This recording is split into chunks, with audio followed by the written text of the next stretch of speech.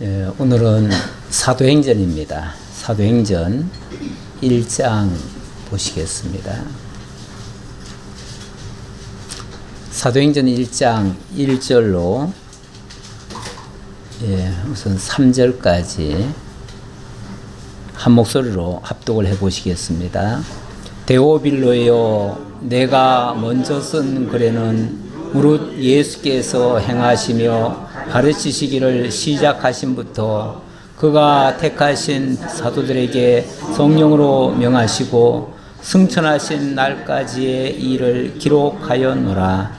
그가 고난받으신 후에 또한 그들에게 확실한 아는 증거로 친히 살아계심을 나타내사 40일 동안 그들에게 보이시며 하나님 나라의 일을 말씀하시니라. 아멘.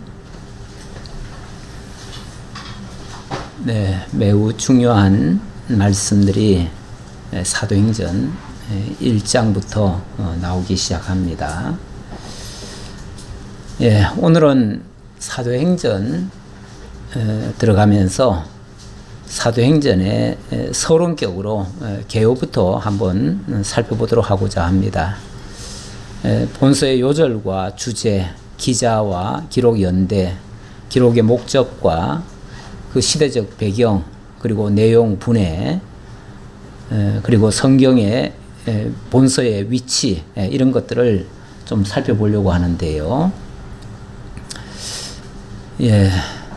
일단 요절을 보시면요. 요절을 보시면은 1장 8절입니다. 1장 8절 우리 한번 같이 더 보시겠습니다. 1장 8절.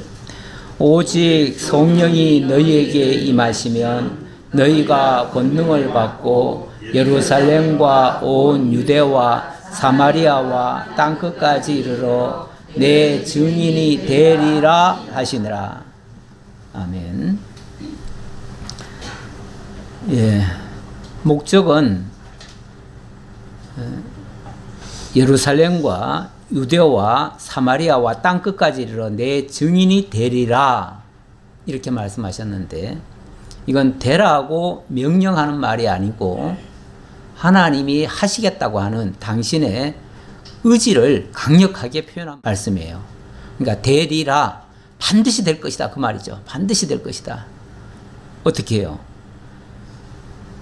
예루살렘과 온 유대와 사마리아와 땅끝까지 하나님의 복음이 증거될 것이다, 그 말입니다. 그런데 거기에 단서가 있지요. 무슨 단서입니까? 오직 성령이 너희에게 임하시면 너희가 권능을 받고, 성령이 임하면 너희가 권능을 받게 되어지고, 권능을 받게 되어지면 땅끝까지 이르러 내 증인이 될 것이다, 그 말입니다. 그러니까 너희가 성령을 받고 너희가 힘쓰고 애써서 내 증인이 되라는 명령문이 아니고, 그리스도께서 당신의 영 성령을 보내주실 테니 그 성령이 임하면 너희가 권능을 받고 너희가 이런 일을 하게 될 것이다. 하나님이 하시겠다는 얘기입니다. 그리스도께서 이렇게 하시겠다라고 하는 약속의 말씀이에요. 이렇게 말씀하시고 역사는 어떻게 되는가? 그대로 이루어집니다. 그래서 주제를 교회 설립을 위한 성령의 역사, 이렇게 좀 적어봤는데요. 사도행전의 전체 내용은 교회 설립의 이야기입니다.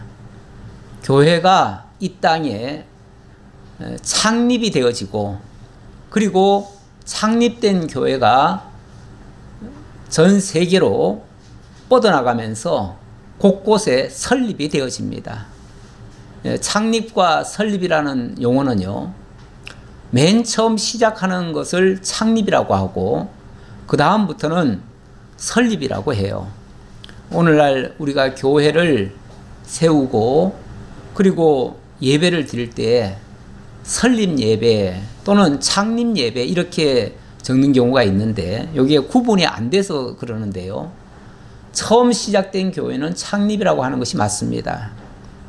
하지만 이미 세워진 교회가 각 지역 요소에 다시 또 문을 열게 되는 경우는 그때는 이미 새롭게 설립되는 교회가 아니라 이미 세워진 교회가 가지를 치는 거예요. 가지 치듯이 전 세계로 뻗어나가는 거예요. 그렇기 때문에 그것은 설립이죠.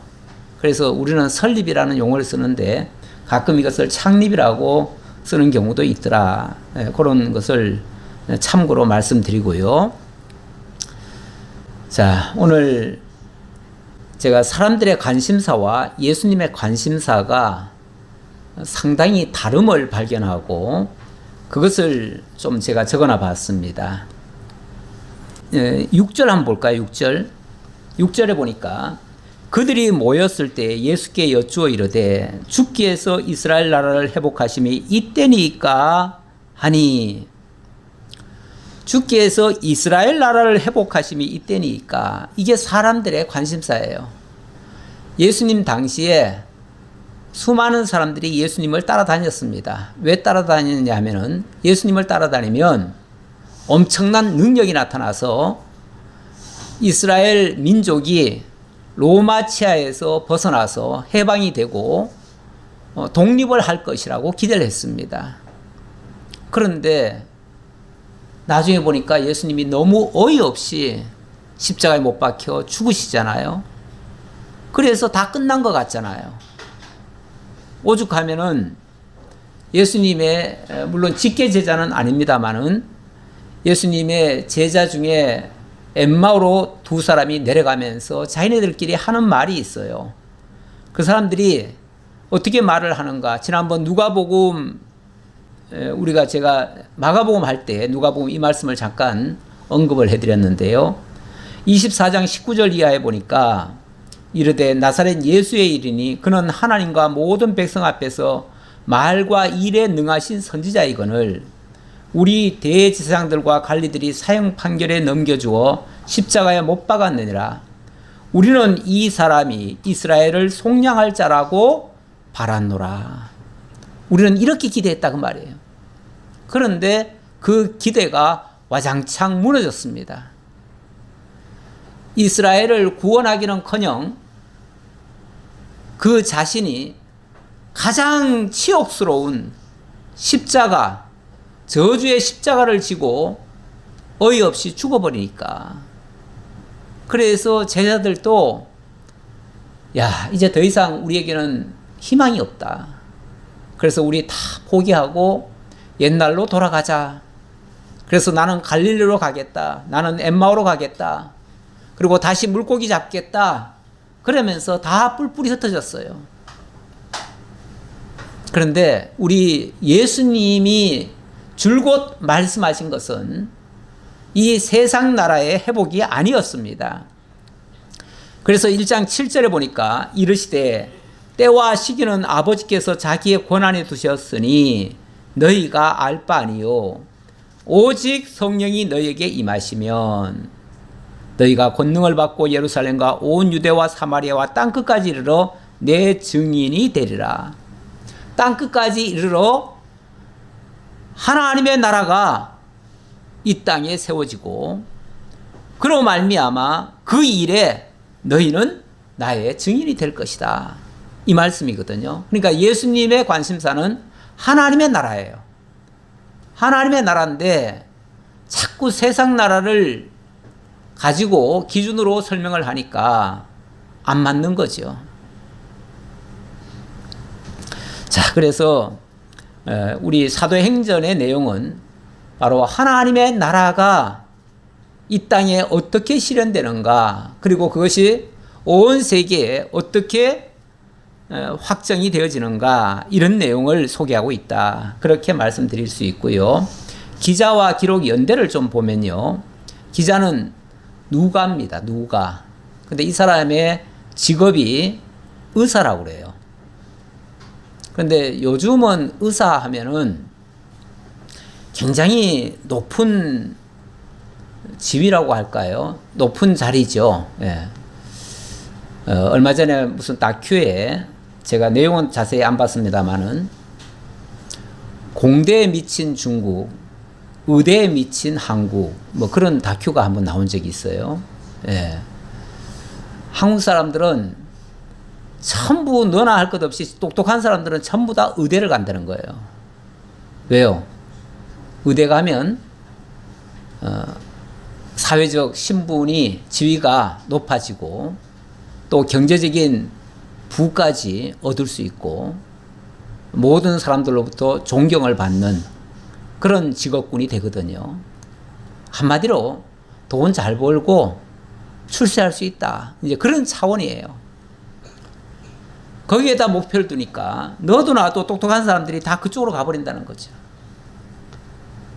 그렇게 되어지면 물론 나라에 아픈 사람들을 위해서는 좋은 일이긴 한데 그 좋은 인재들이 전부 다 병 고치는 데만 매달리면은 뭐가 되겠어요? 나라 발전은 어떻게 되겠어요?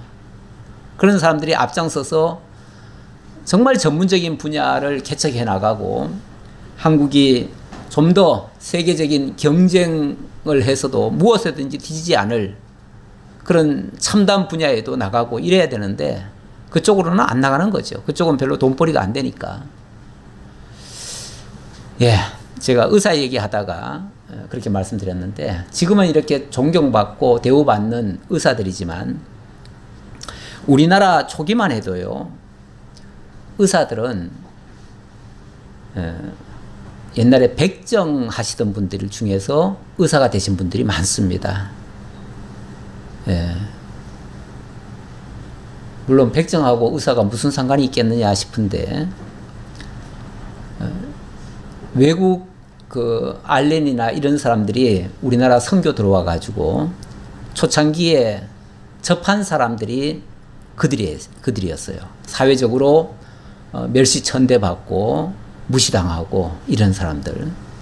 근데 그런 사람들을 데려다가 공부를 시켜보니까 이 사람들이 머리가 굉장히 뛰어나요. 뛰어나고 이 사람들은 또 칼을 가지고 늘 뭘 했잖아요. 했던 사람이다 보니까 수술도 잘하는 거예요. 그러니까 신체 구조를 알아요. 왜냐하면 늘 동물을 잡아봐가지고. 그래가지고 속속들이 신체 구조를 다 알고 있어요.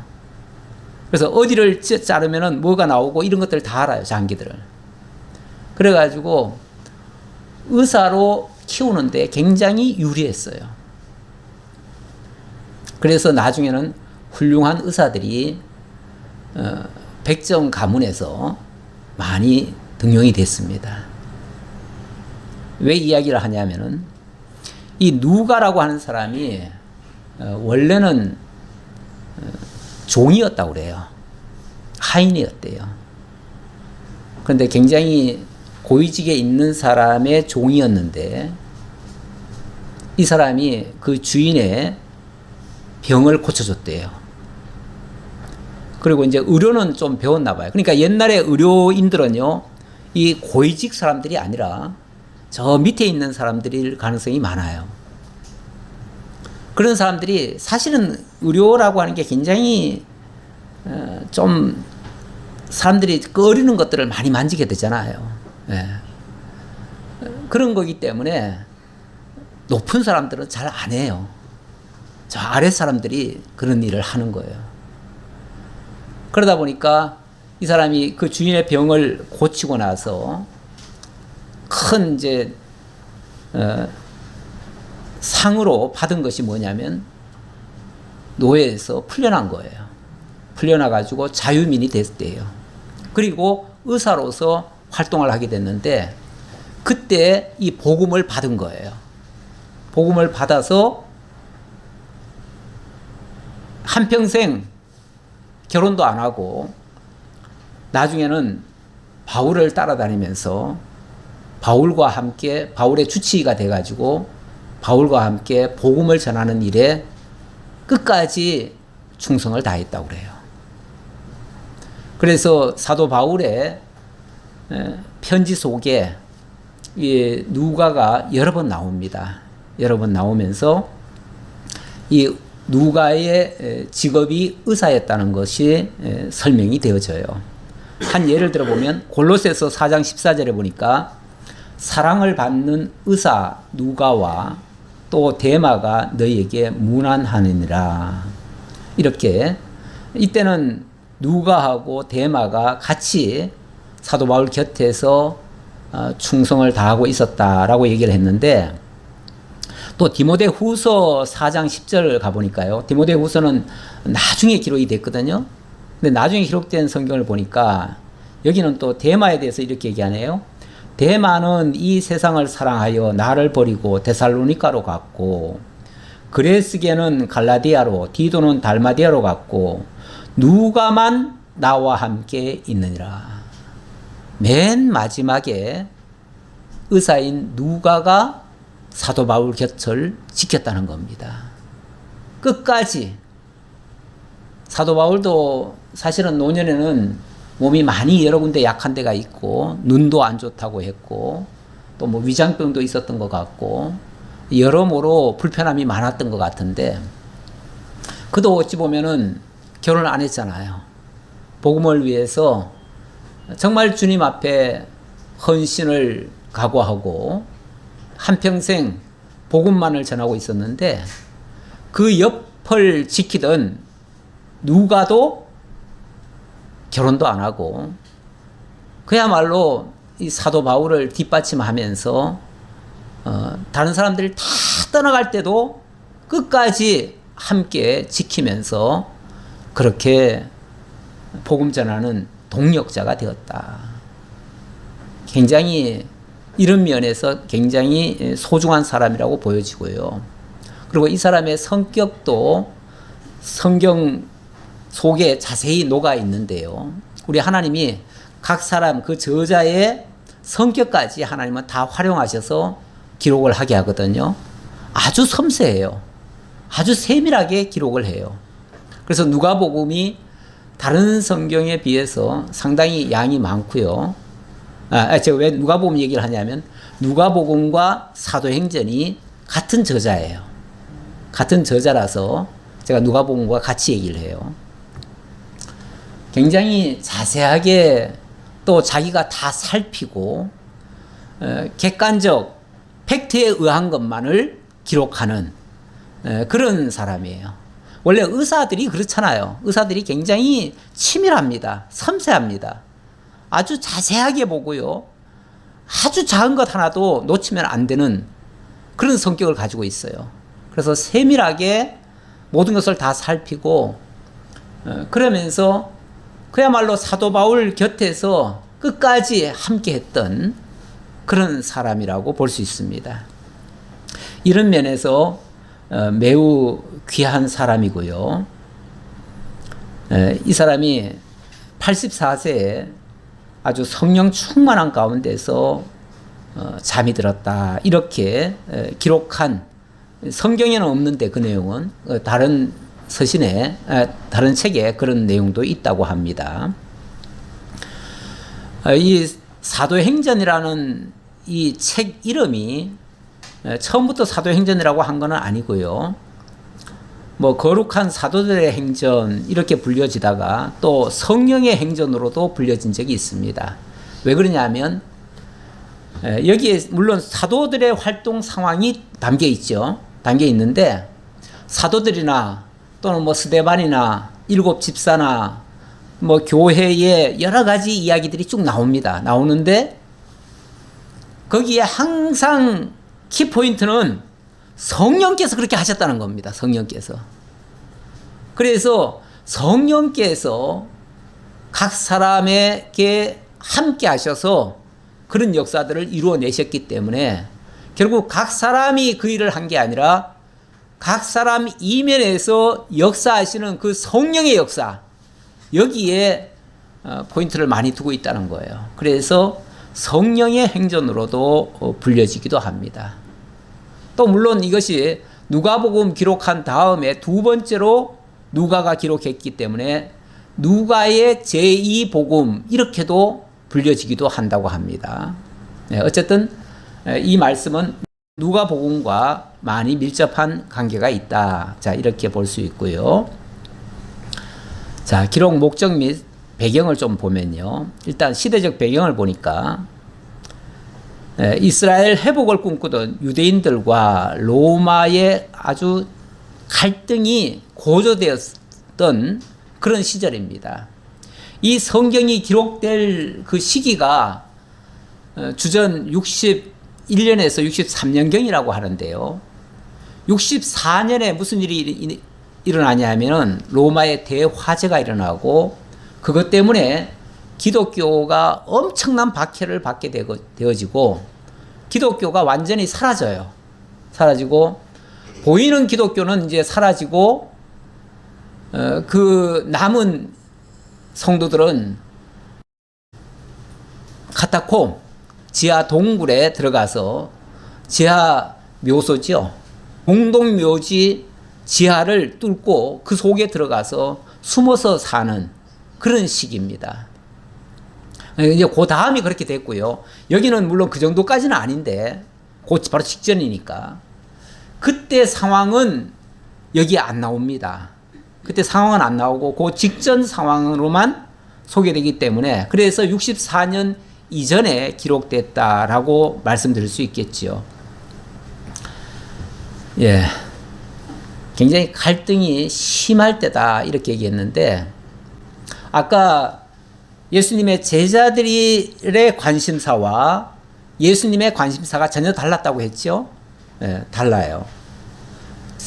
제자들은 세상 나라의 회복을 꿈꿨고 예수님은 하나님 나라의 도래를 이야기를 하고 하나님 나라가 확장되어져 갈 것을 이야기하고 있어요. 그러니까 전혀 다르죠. 관심사가 달라요. 마찬가지로 로마와 유대인들도 완전히 생각이 다릅니다. 그러다 보니까 결국은 그 갈등이 계속 이어지다가 막판에는 결국은 로마에 의해서 기독교가 박살이 나죠. 한마디로 박살이 나요. 예루살렘 교회가 불타버리고 결국은 그 성도들이 한 곳에 머물 수가 없고 전 세계로 도망을 나가는. 그래서 이거를 현상적으로 보면 기독교가 박멸이 될 그 순간인데 선교학적으로 보면 그것은 전 세계로 복음이 전파되는 이런 모습입니다. 저는 이 이야기를 할 적마다 우리 시골에서 못 심는 것이 생각이 나요.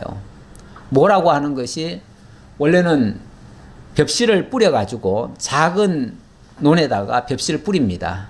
하나만 뿌려요. 그리고 거기서 어느 정도 자라면은 그것을 다 뽑습니다.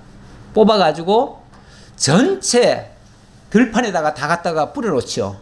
뿌려놓고 전체 논에다가 다 조금씩 갖다 심습니다. 그러면 나중에 보면 전체 논이 벼밭이 되는 거죠. 그렇게 해서 황금 들녘을 이루게 되어지죠. 우리 기독교의 역사가 그렇다 이렇게 보여집니다. 기독교가 어찌 보면 처음에는 우물안 개구리처럼 예루살렘을 중심으로 해가지고 놀라운 역사가 일어나니까 막 거기서 옹기종기 모여가지고 우리 여기서 교회 키우고 뭐 우리만의 나라를 건설하자 막 이런 식으로 나갔어요. 나갔는데 얼마 후에 곧바로 핍박이 들어오죠. 핍박이 들어오면서 그 자리가 해체가 되어져요. 야고보 사도가 순교를 당하고요. 목이 잘려요. 그리고 교회는 완전히 다 박살이 나버립니다. 그러면은 교회가 없어지는가? 없어진 게 아니고 거기서 뽑혀가지고 다 도망을 가는 거예요. 도망을 가서 제일 많이 간 쪽이 안디옥 쪽으로 많이 갔다고 그래요. 사실은 이 누가의 살던 지역이 어디냐면 안디옥이거든요. 안디옥인데 사도 바울이 처음부터 사도가 아니었잖아요. 처음에는 예수 믿는 사람들을 잡아 죽이던 사람이에요. 그래서 예수 믿는 사람들을 잡아 죽이려고 어디를 갔었냐면은 안디옥을 갔어요. 안디옥을 가다가 갑자기 하늘에서 강렬한 빛이 내리쬐면서 사울아 사울아 어찌하여 네가 나를 핍박하느냐. 깜짝 놀래가지고 당신 누구십니까? 그랬더니 나는 네가 핍박하는 예수라. 그러면서 그의 눈을 멀게 해버리죠. 멀게 하고, 그리고 어디에 가면, 다소에 가면은 아나니아라는 사람이 있는데 너 그쪽으로 가봐라. 그래, 거기 갔더니 아나니아가 주님께로부터 명을 받아가지고 너에게 사울이라고 하는 사람이 올 텐데 네가 그의 눈을 띄워줘라. 그래가지고 아나니아가 눈을 띄워주고, 그리고 나서 바울이 완전히 회심을 한 거 아닙니까? 180도 사람이 바뀌었어요. 그때부터 예수가 가짜가 아니라, 사이비가 아니라 진짜 하나님의 아들이었구나. 우리가 그것을 모르고 이렇게 핍박을 했었구나. 그래가지고 정말 통에 자복하고 그 길로 아라비아로 내려가가지고 3년간 정말 하나님과의 관계를 가진 다음에, 그리고 돌아와서 예수님의 제자로서 복음을 전하게 된 거예요. 어쩌면 그때에 이 누가를 만났을 수도 있어요. 왜냐하면 누가가 그 현장을 다 생생하게 소개를 하고 있거든요. 그 내용을 다 소개를 하고 있어요. 누가에 의해서 그 사실이 증명이 된 거예요. 그래서 그걸 보고 누가가 내가 저 사도 바울을 도와줘야겠다. 그러니까 그것도 성령의 감동이죠. 성령의 감동이에요. 그가 그 일을 할 사람이 아니잖아요. 그렇죠? 그 일을 할 사람이 아닌데 졸지에 사도 바울을 만나고 사도 바울과 함께 사도 바울이 가는 곳이면 어디든지 거기가 정말 빈들이고 아골 골짜기라 할지라도 자기의 모든 것을 다 포기하고, 결혼도 안 했다는 것은 자기 모든 걸 다 포기한 거 아닙니까? 그리고 오로지 복음만을 위해서 일평생 헌신하다가 정말 성령 충만한 가운데서 잠이 들었다. 이렇게 말하는 거 보면 이 바울과 누가는 그야말로 환상의 짝꿍이에요. 우리 하나님께서 그렇게 붙여주셔서 함께 동력을 하게 하신 거예요. 그러니까 바울이 정말 우리가 참 위대하다, 위대한 업적을 많이 남겼다 하지만은 누가 같은 이런 옆에서 함께하는 자가 없으면은 그 역시 이런 역사를 할 수가 없습니다. 우리 하나님께서 동력자를 붙여서 이렇게 하셨다는 사실을 증거를 하고요. 이걸 통해서, 성령을 통해서 하나님 나라를 건설하고 확장시켜가는 그런 일을 하게 되었다라는 말씀입니다. 제가 누가복음 말씀도 하나 더 가져왔는데요.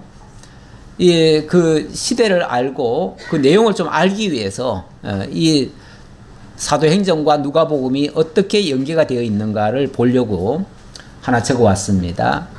우리 중에 이루어진 사실에 대하여 누가복음 1장 1절입니다. 처음부터 목격자와 말씀에 일꾼된 자들이 전하여 준 그대로 내력을 저술하려고 부설든 사람이 많은지라. 예수 그리스도의 그 놀라운 역사들을 직접 보고 경험한 사람들이 그것을 막 들려주니까 그것을 막 기록하려고 하는 사람들이 많았을 때요. 많았는데 그 중에 하나도 이 누가였던 거죠. 누가였는데 누가는 왜 이것을 기록하게 되었는가? 거기에 대한 설명이 이렇게 나오네요. 3절. 그 모든 일을 근원부터 자세히 미루어 살핀 나도. 바로 예수 그리스도에 관한 이야기를 근원부터 자세히 살폈다. 그러니까 이 사람이 처음부터 예수를 따라다니는 사람은 아니잖아요. 그렇죠? 따라다니는 사람은 아니에요. 그런데 따라다닌 사람으로부터 그 모든 이야기를 다 들은 거예요. 다 듣고 그것을 자세히 처음부터 시작해가지고 아주 근원부터 얘기했대요. 근원부터. 그래서 이 누가복음을, 사실은 제가 누가복음을 하고 이게 들어와야 맞기는 맞는데 제가 마태, 마가를 계속 하다 보니까 이것만 가지고 그냥 얼마나 오래 갔는지 몰라요. 그래서 여러분들도 너무 지루할 것 같아서 그래서 잠깐 그냥 건너뛰었다가 한번 건너뛰고 그 다음에 다시 누가복음으로 돌아오려고 그렇게 생각하고 일단 사도행전으로 건너왔습니다. 건너왔는데 일단 이 말씀은 사도행전을 바탕에 깔고 있다, 이렇게 보셔야 됩니다. 그러니까 사도행전에 이어서 쓴 내용이니까요. 그래서 이 사람이 이제 의사이고 직업이 의사이고 이런 걸 하는 사람이다 보니까 아주 치밀한 사람이에요. 그래가지고 자세히 살폈는데, 어디까지 자세히 살폈냐면은 아예 첫사람 아담 때부터, 아담이 하나님께서 첫사람 아담을 짓고 그의 자손을 이어가면서, 대를 이어가면서 하나님이 역사하셨던 내용, 그것까지를 기록하고 있어요. 그래서 누가복음에 보면 족보가 특이하게도 거꾸로 거슬러 올라가죠. 족보가 거슬러 올라가요. 예, 그 마리아로부터 시작해가지고 쭉쭉 올라가다가 다윗 올라가다가 그 다음에 아브라함 올라가다가 나중에는 아담 얘기하다가 마지막에는 하나님이시니라 이렇게 나와요. 하나님이시니라. 그러니까 모든 것이 하나님께로부터 시작되어서 여기까지 내려왔다, 이렇게 얘기를 해요. 그게 근원까지 얘기한 거 아닙니까? 예, 다른 사람은 그렇게까지 근원까지 얘기하지는 않아요. 마가나 마태는요, 그냥 나타난 거 가지고 얘기를 해요. 그리고 역사를 얘기하더라도 아브라함부터 시작하죠. 예, 이렇게 하는데, 여기는 누가는 아예 근원, 가장 근원, 하나님으로부터 모든 것이 시작되었다라고 얘기를 하는데, 그 모든 일을 근원부터 자세히 미루어 살핀 나도 데오빌로 각하에게 차례대로 써 보내는 것이 좋은 줄 알았노니, 이것을 차례대로 자세하게 기록해서 내가 이것을 들려드리는 것이 매우 좋겠다고 생각을 해서 내가 이렇게 붓을 들어서 자세히 기록했습니다, 이렇게 얘기를 하는 거예요. 그러면서 이는 각하가 알고 있는 바를 더 확실하게 하려 함이로라. 여기 데오빌로 각하라는 말이 나왔습니다. 그러니까 이 글을 써가지고 누구에게 주려고 이 글을 썼는가가 나오는 내용이에요. 일단은 수신자는 데오빌로 각하입니다. 데오빌로 각하라고 하는 거 보면 한 개인이 맞겠죠? 한 개인이 맞을 수 있어요. 그런데 그 사람의 이름이 데오빌로라고 할 수 있고요. 그리고 이 사람이 자기 상관 또는 그 당시에 매우 높은 지위에 있는 사람, 그 사람을 가리켜서 각하라고 얘기를 한 거죠. 그렇게 얘기했을 수 있고요. 또 달리 생각하는 사람이라면은 이 데오빌로라고 하는 이 단어가요, 물론 사람 이름인데 데오스와 또 필로스의 합성어이기도 합니다. 데오빌로는 하나님, 데오스가 하나님이거든요. 필로스는 사랑이고요. 하나님의 사랑을 입은 자, 이렇게도 번역이 가능합니다. 그래서 이건 번역하는 사람이 어떤 개인을 가리켜서 데오빌로 각하 이렇게 얘기를 했기 때문에 사람으로 인정할 수도 있고,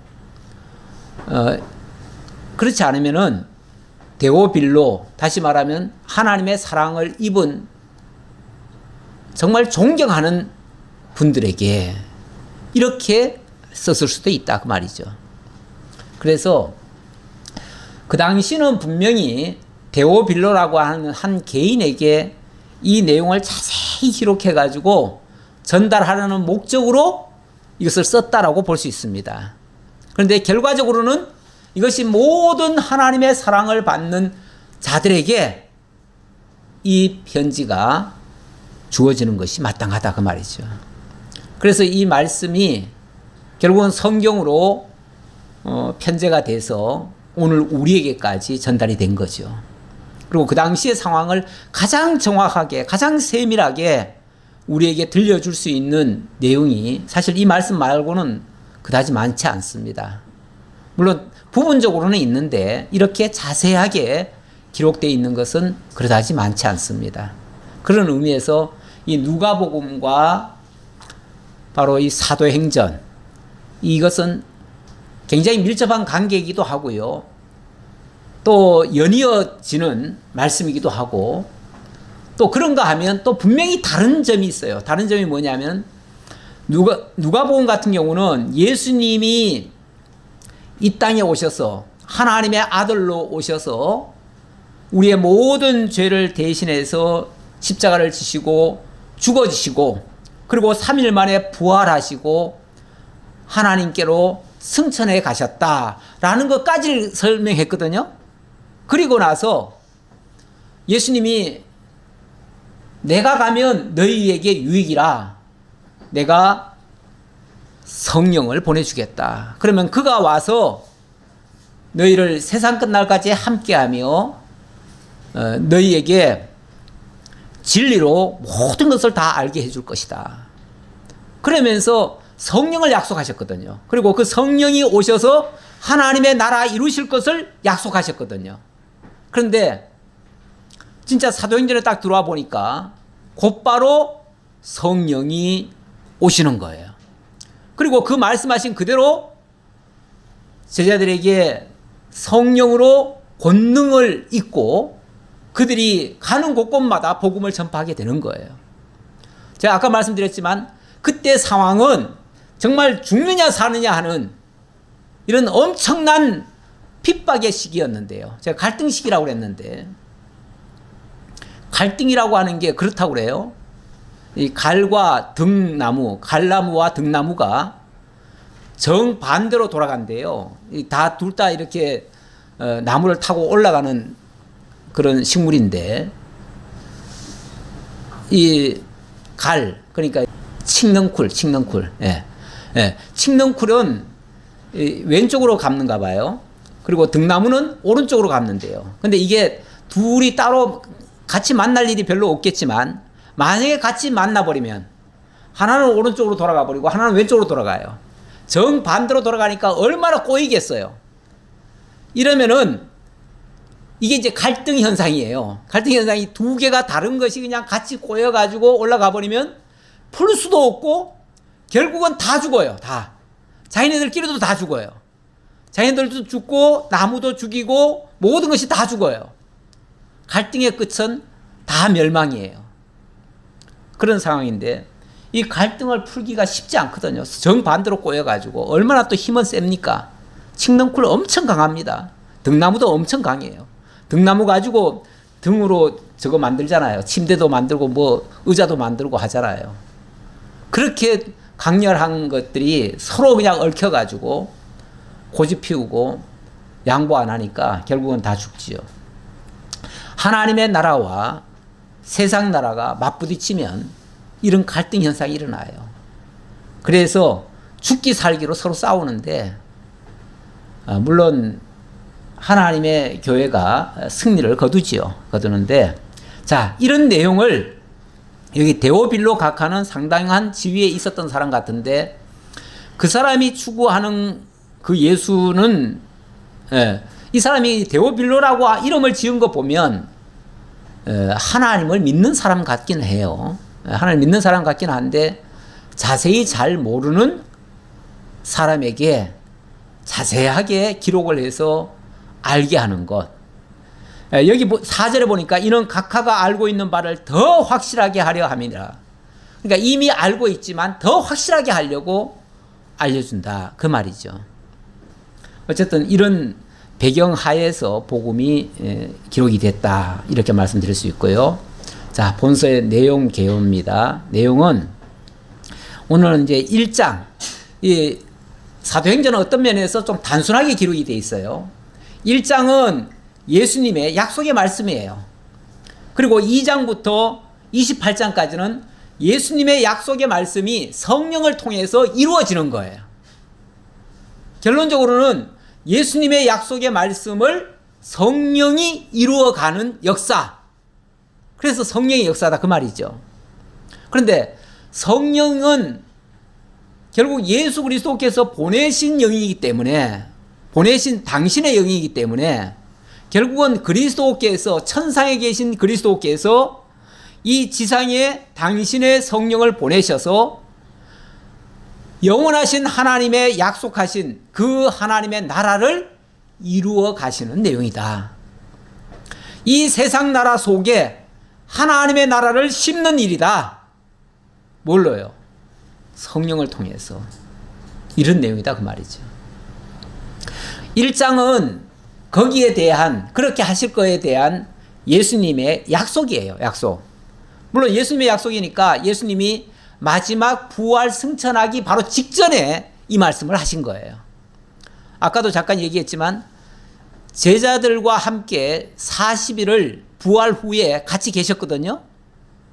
3일 만에 부활하시고 40일 동안 같이 계셨어요. 같이 계시면서 모든 것을 다 말씀하셨어요. 그리고 이제 몇 날이 못 되면 성령이 너에게 임하실 것이다 라고 했는데, 승천하신 후로 열흘 만에 진짜 성령이 임하는 거예요. 그리고 나서 그 벌벌 떨고 두려워서 밖에 나오지도 못하던 제자들이 오순절날에 예루살렘에 올라가서 거기서 순례객들을 향해서 외치기 시작하잖아요. 복음을 선포하잖아요. 복음을 선포하는데 분명히 이스라엘 말로 했겠죠. 자기네들 말로 했겠죠. 그런데 그날 전 세계에서 16개국에서 순례객들이 다 순례를 왔어요. 왔는데 동시에 그 음성이 다 들리는 거예요. 자기네들 말로. 어디에서 왔든 어리든 늙었든 뭐 어떤 사람이든 간에 다 알아듣는 거예요. 다. 이게 성령의 역사예요. 성령의 방언이에요. 그 방언을 듣고 사람들이 어찌할꼬 하면서 그래서 주 예수를 믿으라. 그렇게 해서 그들이 순식간에 다 회개하고 예수를 영접하고 교회로 몰려들기 시작해가지고 초창기에 뭐 3,000명씩 5,000명씩 모여들었다는 거 아닙니까? 엄청나게 교회가 갑작스럽게 부흥을 하고, 그렇게 해서 야 이렇게 해서 뭐가 바로 이루어지는가 보다 했는데 곧바로 로마 정부에서 제재를 가하지요. 그래서 결국은 교회가 흩어지고 다 쫓겨나고 도저히 살 수가 없는 상황이 됐는데, 알고 보니까 그거 역시 성령과 함께 전 세계로 복음이 뿌려지는, 복음의 씨앗이 뿌려지기 위한 하나님의 섭리였다. 그렇게 뿌려진 그 복음이 나중에는 로마의 누굽니까? 네로가 미쳐서 정말 기독교인들을 무자비하게 죽이고 교회를 완전히 박멸을 시키려고 했는데, 나중에는 어떻게 됐습니까? 결국은 그 로마가 기독교에 먹히게 되어지죠. 로마가 아예 기독교 국가가 돼버려요. 나중에는. 그리고 그 로마를 중심으로 로마 치하에 있던 전 세계가 다 기독교를 받아들이는 그런 결과가 일어나요. 결국 기독교를 박해를 했지만 기독교가 죽는 게 아니고 기독교가 오히려 세상 나라를 이기는 거죠. 앞으로도 마찬가지입니다. 교회가 지금은 미약해 보이지만은 결국은 하나님의 교회가 온전한 승리를 거두게 되어질 것입니다. 이렇게 하시는 것이 하나님의 약속대로 되는 거예요. 우리 하나님께서 맨 처음 창세기를 통해서 이렇게도 말씀하셨죠. 창세기 1장 26절에 보니까 하나님이 이르시되 우리의 형상을 따라 우리의 모양대로 우리가 사람을 만들고 그들로 바다의 물고기와 하늘의 새와 가축과 온 땅과 땅에 기는 모든 것을 다스리게 하자 하시고, 하나님이 자기 형상 곧 하나님의 형상대로 사람을 창조하시되 남자와 여자를 창조하시고, 하나님이 그들에게 복을 주시며 하나님이 그들에게 이르시되 생육하고 번성하여 땅에 충만하라. 땅을 정복하라.